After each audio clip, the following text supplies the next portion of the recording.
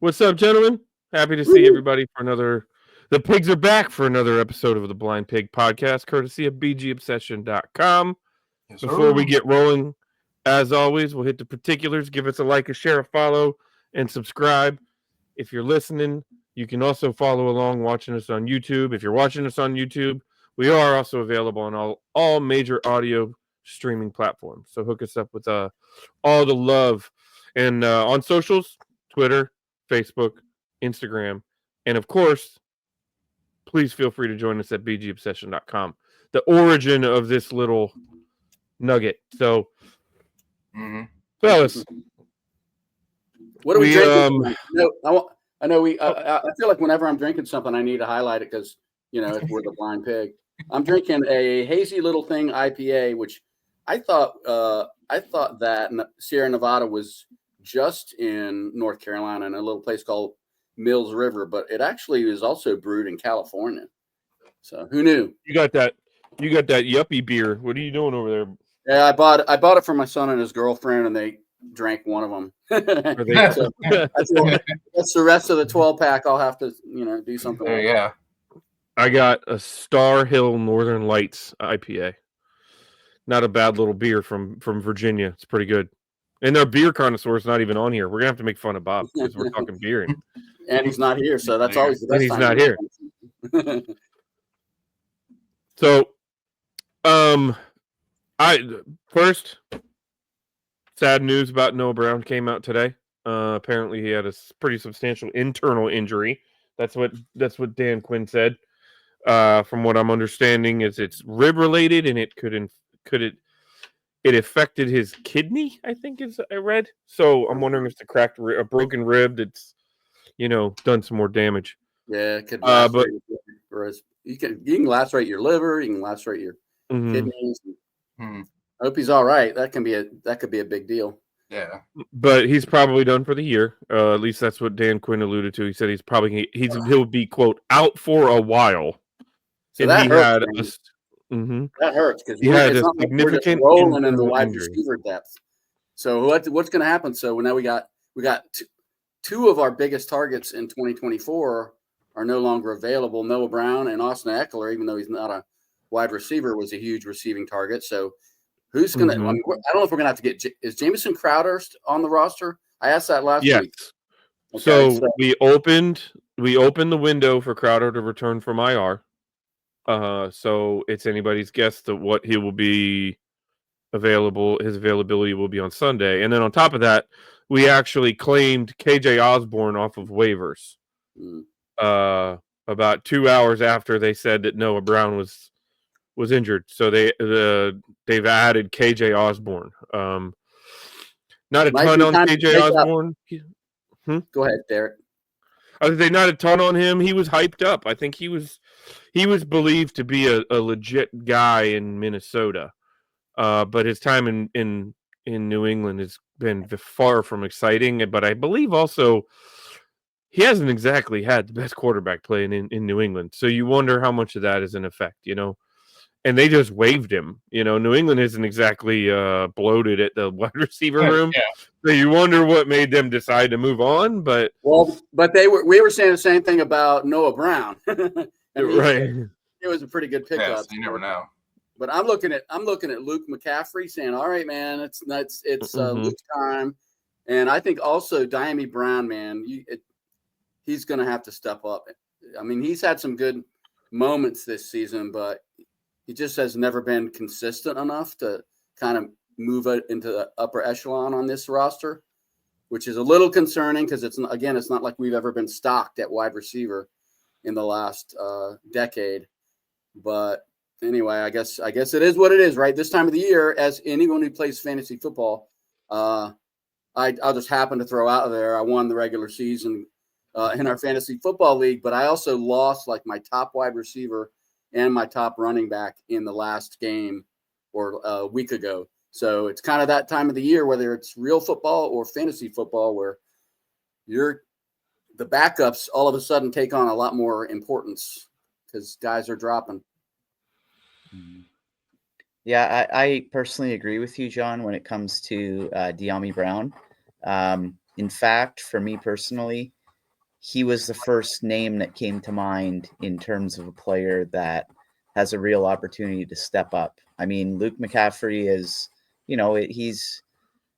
he's at the early stages of his development, but I mean, when you think of a guy like Dyami Brown, now more than ever is his opportunity to prove that he wants to potentially stay in this roster long term. I kind of see this as being that last chance, so to speak, and that chance for him to make a real difference and make the impact that we all thought he would when he initially got here. So, yeah, I'll be definitely paying attention to him. Yeah, I mean, McLaurin and Ertz have been our main guys, and now with Brown out, the next guy, just like you guys were saying, that all the names that we were expecting, hopefully one of them will come up, or maybe Zacchaeus even. But I remember when Crowder did play on offense, he was pretty capable for the role that he was in. So it'll be interesting to see. Maybe, like you guys said, maybe McCaffrey finally will have his breakout. Maybe they'll do more, involve the tight ends more. You never know. Maybe Sennett will get more of a shot too.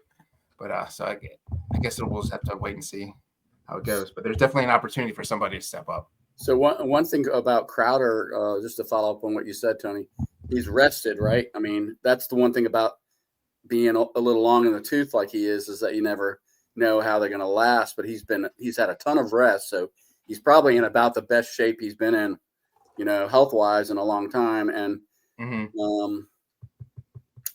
I think the other thing is early in the season, Olamide Zacchaeus, I just like saying his name. He was a pretty big part of this offense early on.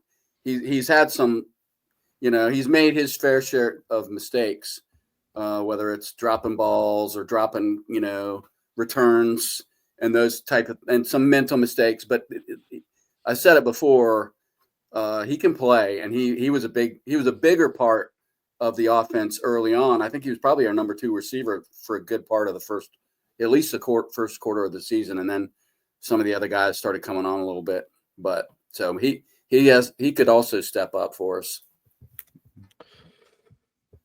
Yeah, I think it's gonna. I don't think there's gonna be one guy. And let's be honest, Noah Brown was on pace for 700 yards receiving and like 55 receptions.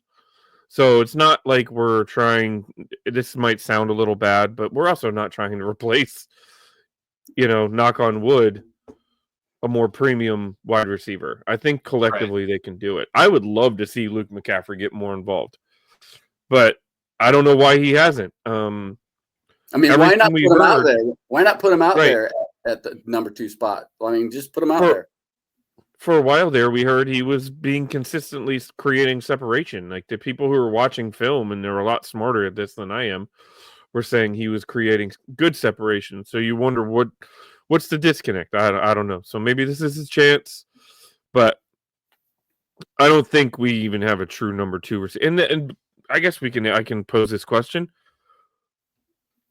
What would a true number 2 receiver even look like in this offense, right? Like, it's not like there's. I mean, we're attempting if we're on our script and on our schedule offensively, we might only throw the ball 22 times a game. I'm going to flip it, though, Derek. I'm going to flip it. I know where I understand what you're saying. It's kind of like we look at Jaden and we're like, he's so dangerous with his feet. We don't need to have, two top tier wide receivers. But I think you can flip it and say the reason he's taken off is that people are covered.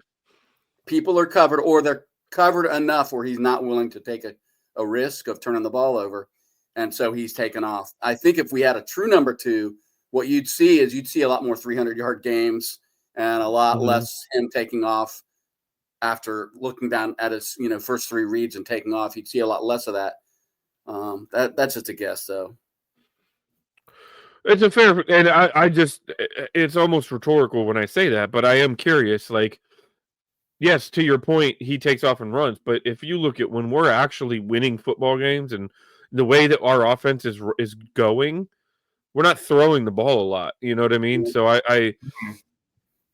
if we bring in if we do bring in a legitimate number 2 receiver here, and believe me, I would love to have another guy that could press 1,000 yards a season or 1,200, but it's going to definitely have to be of the, it can't be a diva.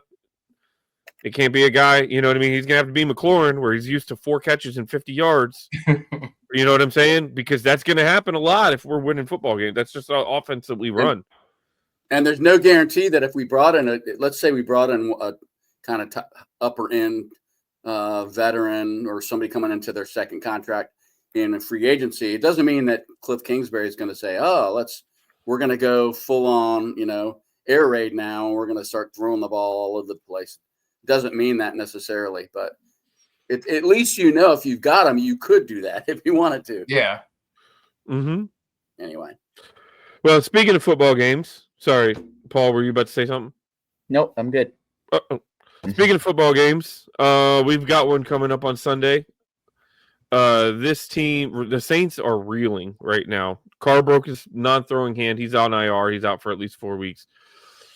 Taysom Hill blew his knee up. He's out for the remainder of the season. He's on IR. I think the only real weapon that they have is probably Alvin Kamara, and he is not Alvin Kamara of a couple years ago, but he can still beat you. He's still a legitimate threat. So, and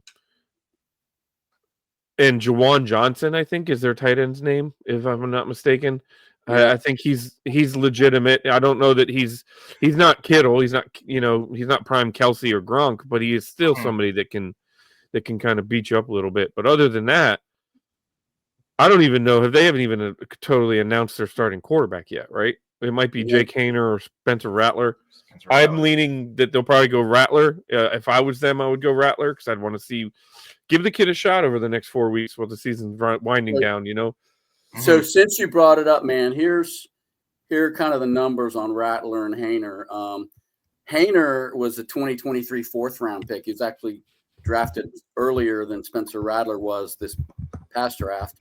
But he was a 4th-round pick. He did not play at all in 2023. And I don't follow the Saints in any kind of a way. So I don't know whether he was hurt or he just didn't play, but he didn't play in 2023. 2024, he's been on the field a little bit. I think he's thrown like 14 balls, 48.3%, 1 touchdown, no interceptions. And then you look at Spencer Rattler, the rookie out of Oklahoma and South Carolina.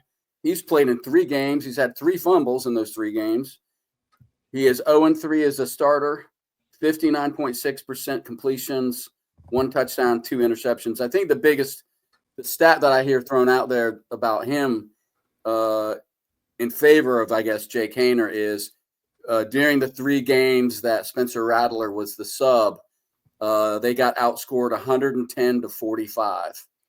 And that's a pretty big point differential in 3 games. So I think people are looking at that going, well, maybe we shouldn't go back to Spencer Rattler. I don't know. Well, stupid math tells me that's almost 40 points a game given up defensively. How much of that, Right. It's not all on It's not all on Haener. But if you can only mustering a little over 10 points a game in 3 starts it doesn't inspire a lot of confidence. Right. Yeah. I mean, they're having a terrible season. They went 2-7. They got their coach fired. They promoted the special teams coach, which I think that's kind of weird. But then Darren Rizzi they've been better. He's 3-1 since he took over. So they are playing better up until the point where Derek Carr got concussed and broke his hand. They were doing they were scoring more and they were playing much better. They've got a first-year offensive coordinator, Clint Kubiak. He was the Vikings offensive coordinator like 3 years ago. But this is his first season with the Saints. And then they've got Joe Woods, who's been with the Saints for 2 years. And then he was a DC for the Browns and the Broncos before that. So they don't have the most experience. They're kind of in a turmoil state with not a lot of experience still on the coaching side. But anyway, they started well. They started the season. They beat the Panthers. Not that that's any great shakes. And they beat Dallas in Dallas. And that was kind of the start of things unraveling for Dallas. And then they went on a 7-game losing streak before Carr kind of got him going a little bit the last month. But I mean, it's another game, right, where when you look at it, there's no way we should lose this game. And I say that with full understanding that means nothing. But I'm just saying this is not against the game coming off a bye where we should make some hay. We really should. If we're who we think we might be, we need to put this one to bed early on. Yeah, and then even with Derek Carr back starting, they were still scoring 14 points, 20 points. It's not like their offense was setting the world on fire. So whether it's Rattler or Hayner, our defense, hopefully should have a good day. And that's understanding too. We did lose to Cooper Rush, so anything can happen on any Sunday. But with the bye week, I feel like these guys will be prepared. And speaking of Cooper Rush, when I think back to that Dallas game, that was all a game that we were screaming this should be, in theory, a game that we easily are able to put away our opponent. And I think one of our downfalls in that Dallas game is we didn't put that man under a lot of pressure. And going up against a second string quarterback in New Orleans this week, I mean, we have to do absolutely everything possible to make that individual's life miserable. Again, we didn't do it against Dallas and Cooper Rush. He was fairly comfortable back there. And I mean, we can't make that mistake again. So lessons definitely need to be learned from that Dallas game because there are a lot of parallels between these 2 weeks, or those 2 weeks, I should say. And on top of that, I think just to elaborate, the downfall also was we didn't take advantage of the opportunities. Dallas made mistakes. I mean, they were there. You know what I mean? We had a couple turnovers. They were, and we didn't. But then in Tennessee, we saw what happened. Mm-hmm. It was. I think one of the big stories in this game is going to be whether it's a story in the game or not. Going into the game is we're going to see our newly signed cornerback Lattimore on the field for the first time. I assume I know that I saw there were clips of him practicing or running on the field and everything. I assume that he's pretty much healed up from the hamstring thing. So that I know there's great expectations there. I don't know a lot about him as far as having watched him a ton. I just know that he's almost got to be an upgrade over most of what we've had out there. So that's an exciting thing to watch for. And then, like I said, if they do go with Rattler, the fact that he's caught the ball up 3 times already, if I'm Joe Witt Jr., I'm thinking, I want to get in on some of that action. Mm-hmm. Well, the other small game within the game that we're not talking about is Lattimore's practice across from these guys for the last 6 months. Right. You know what I mean? You don't think he's not saying to Benjamin St. Juste, hey, when he hitches his left arm, Right. he's doing this. You know what I mean? Like, I'm not going to say this is a revenge game, but maybe it is. I don't know. Maybe Lattimore has hard feelings towards the Saints. Who knows?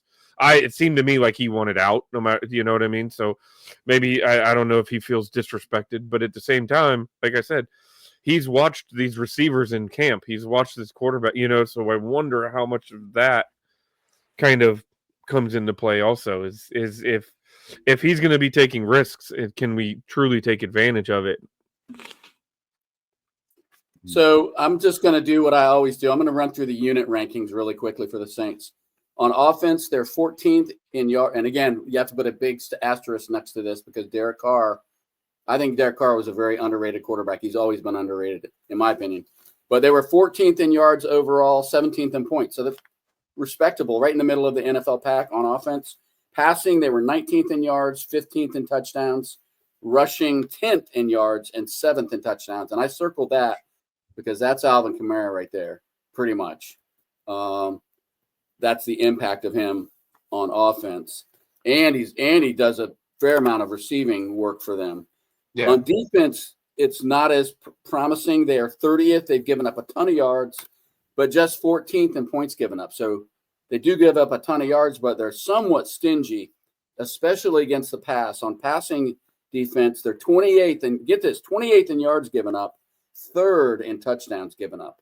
So they let teams go up and down the field on them all day long in the passing game, but they don't let them into the end zone very often.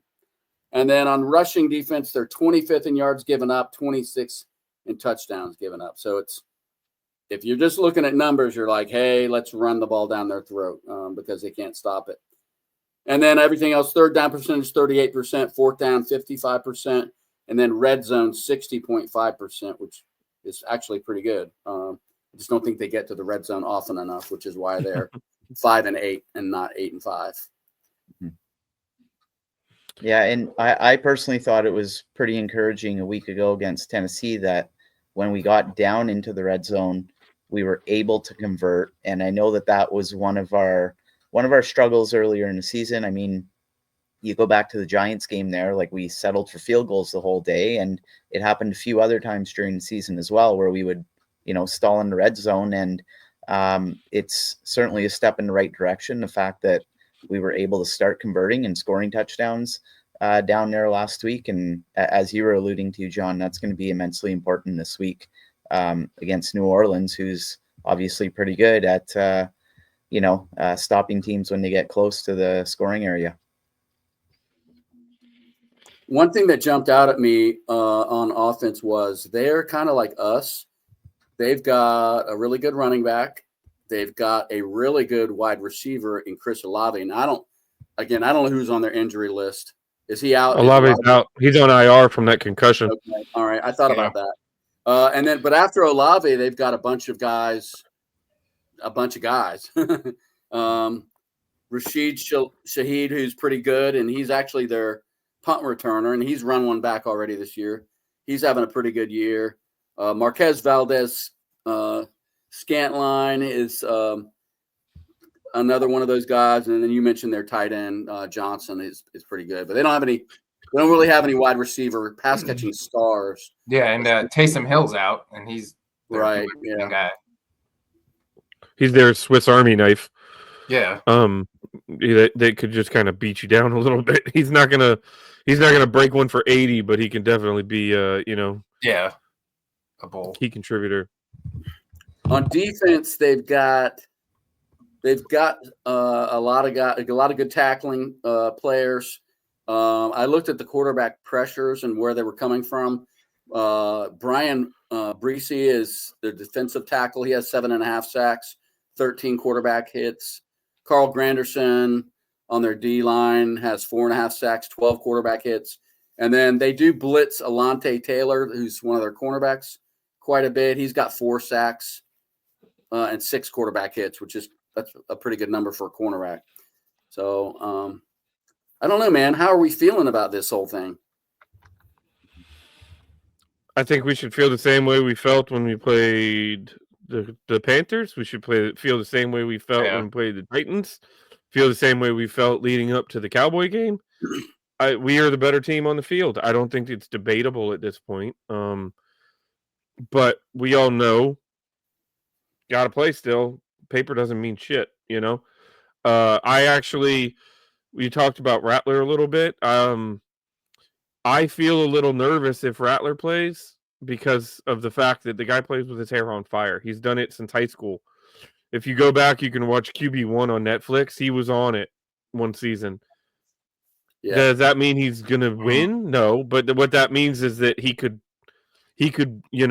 hair on fire himself into a couple of big plays, and it's a different game.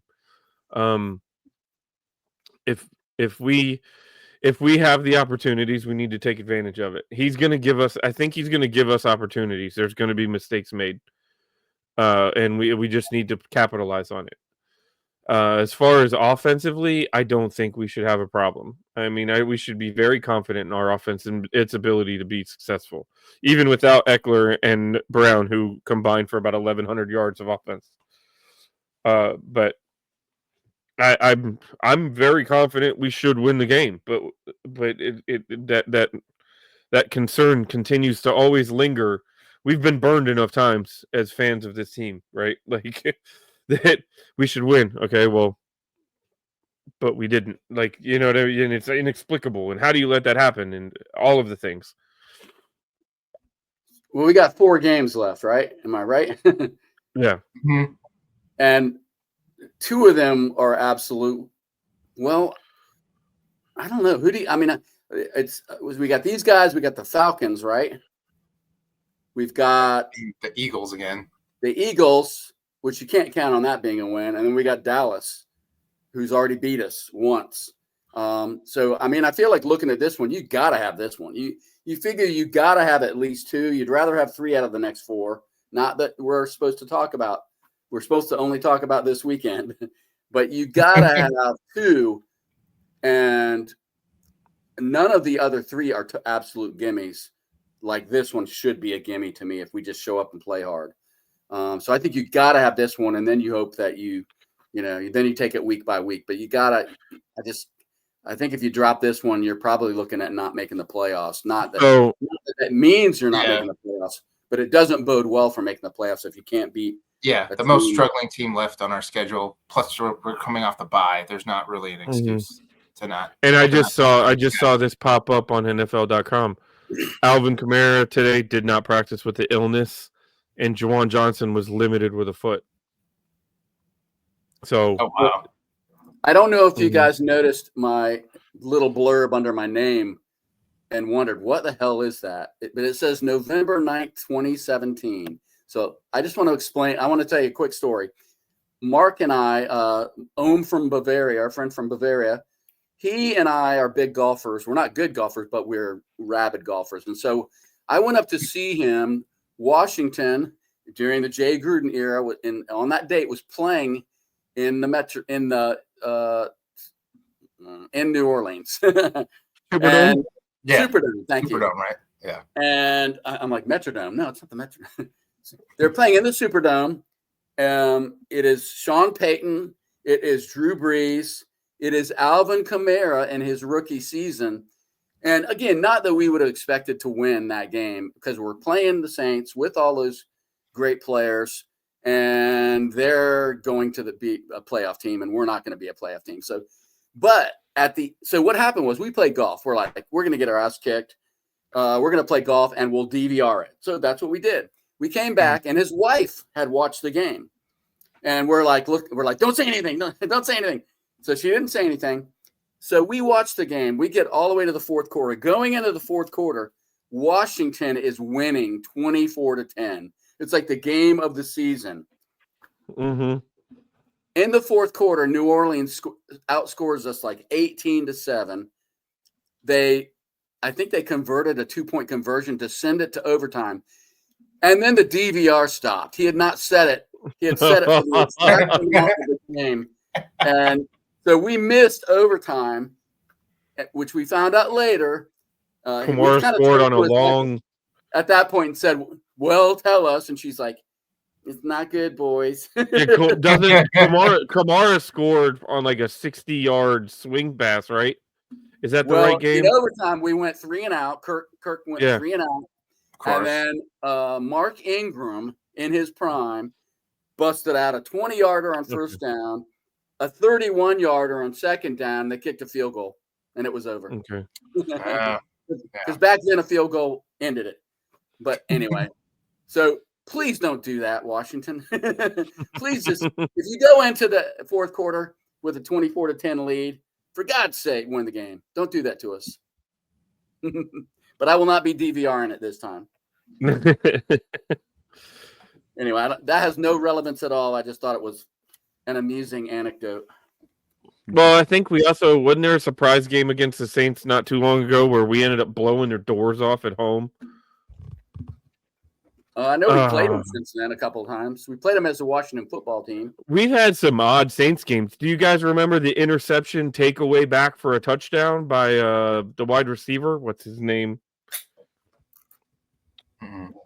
I do not remember it, but you don't remember where we picked them off, and it was a Joe Horn or one of the receiver runs up from behind our DB, grabs the ball out of his hand and goes back for the other direction for a touchdown. And it was with like 40 seconds before halftime or something stupid. It was one of the wildest plays I've ever seen in my life. It sounds about right. Oh wow! And the RG3 like burst on the scene game. That was all right. Yeah, anyone that's listening, if you can tell us who that player was, that Joe Horn stripped the ball away from. It wasn't Joe. I don't.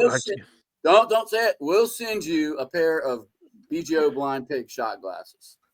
So There that's you your go. challenge. Whoever can tell us who that player was that picked the ball off and then got stripped by Joe Horn, or you said it was Joe Horn that took it away from him? I know it wasn't Joe Horn. It was yeah. Oh, it was their and it wasn't. It was It was Robert Meacham. That's who it was. Robert Meacham stripped the ball and returned it 41 yards for a touchdown. I'm not going to say who he got it from. All right. So tell us who Meacham took the ball away from, and we'll send you a pair of shot glasses. Do you remember that, John? Do you know? I don't. I blocked so many of those kind of plays out of my mind because I just cannot. I can't deal with it.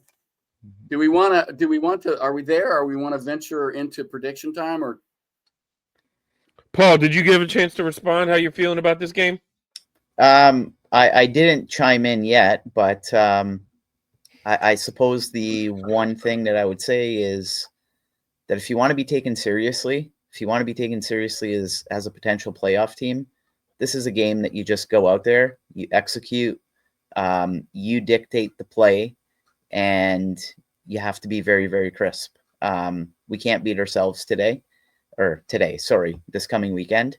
And provided we do that, I think we should put ourselves in a good position to win the game. And also, like is often the case with teams that don't have much to play for, you have to put them away early. We cannot let New Orleans linger around. We cannot let the Saints hang around in the second half, because when you do those kinds of things, you're sometimes playing with fire.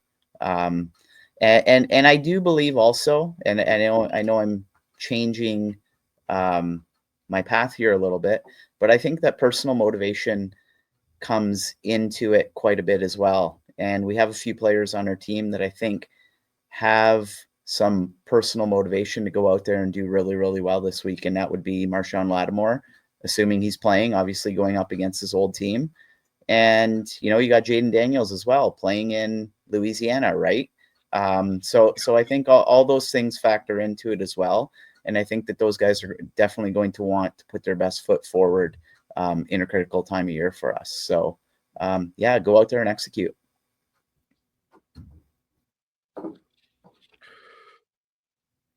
All right, John, what do you think? What's your prediction, brother? So I guess I'll start with the one thing that I always worry about. I don't know if you guys have this. And I think it's a Washington fan, like PTSD thing, but it's kind of like whenever we were able to knock a starting quarterback out of the game, I always had this like irrational fear, sometimes which actually bore out in front of me, that whoever came in, whatever scrub came in behind him would look like Newt Rockney or Joe Montana or whoever you want to pick, and just come out and have a career day against us. And I mean, we just recently saw it. Not that he looked like Joe Montana, but we saw it with Cooper Rush was able to come out there and lead an inspiring win, whether or not he was the reason they won or not. So I just always worry when the starter goes down, because there's a certain unknown, like how much do they really know about Spencer Rattler and the other guy, Jake Haener. I mean, so you just never know exactly what you're going to get when that happens. Most of the time what you get is what you expect, which is not as good as what the starter would have done. But it does make me a little nervous. However, I've already said it. We have to win this game. Flat out got to win it. And I think we will win it. And I think the other thing we're going to see is last time we played, we all noticed that like Jaden looked like Jaden again. So whether or not you want to believe that his rib was healed up enough where he could really play, start to play again more at his normal level, or whatever the reason was, he looked like a scary guy on the other side of that line of scrimmage. And he played his ass off. So I am putting a lot of stock in. Well, now he's had 2 weeks off, so he's really going to be feeling physically good. And we're going to see maybe his best performance of the season. I also think Lattimore, I think he's going to get an interception in his first game in Burgundy and Gold. And I think San Risto is going to have an interception as well. And I think Johnny Newton's going to force a fumble. So I predict a big defensive game, kind of like what we saw 2 weeks ago, where we just shut them down and we're forcing turnovers. So I have us winning 39-17. 39-17. Not a bad little 22-point victory. That'd be nice. Paul, I wrote your name down next. What do you got, brother? Okay. I got us winning very simply because we're at a point in the season where we have to win. As simple as that. Again, if you want to be taken seriously, these are the types of games that you win. As we were alluding to earlier, if we drop this one, we're probably going to be depending on some help to get into playoffs, and you don't want to be doing that at this time of the year. I think there are a lot of lessons to be learned from that Dallas game.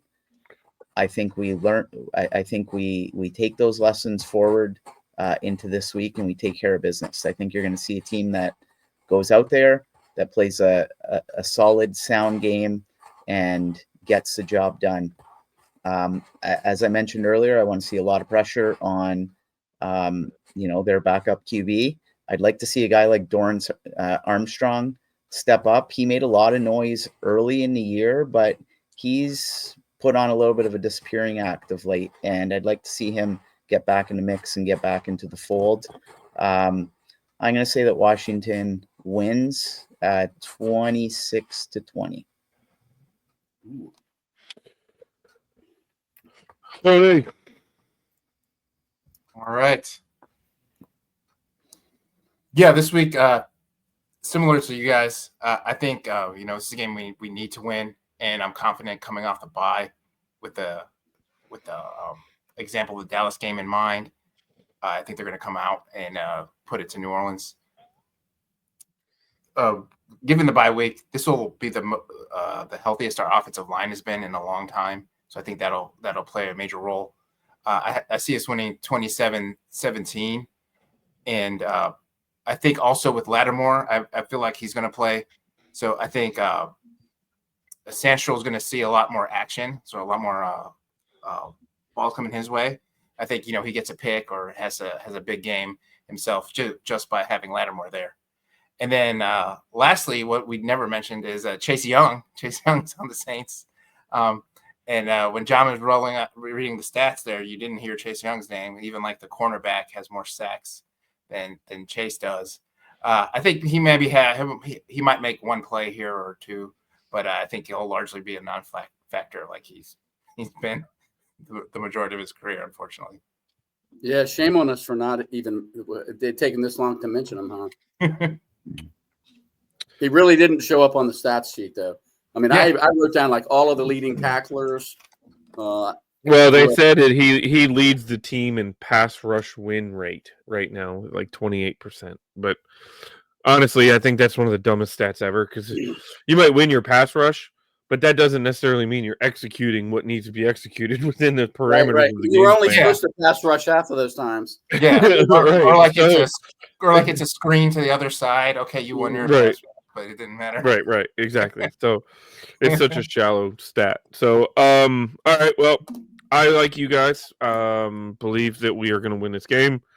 I don't need to pound too much more than you guys already have. I hope there's not a bye week lull. That was a little oddity going into Dallas. So, but look, we talk about new. We've talked about a lot of new, that this regime is different, that this, new players, new exercise the demons then, because this is generally a game we probably find a way to lose in the past, and inexplicably so. So let's go out, handle business. I've got us winning 31-19. Vegas has us as a 7-point favorite right now on the road, so they probably see us as a 9 or 10-point better team. Let's just go do it. So a couple things. One, it brings me absolute joy to see that Carolina, for the first time in 33 games, is a favorite this Sunday as they host the Dallas Cowboys.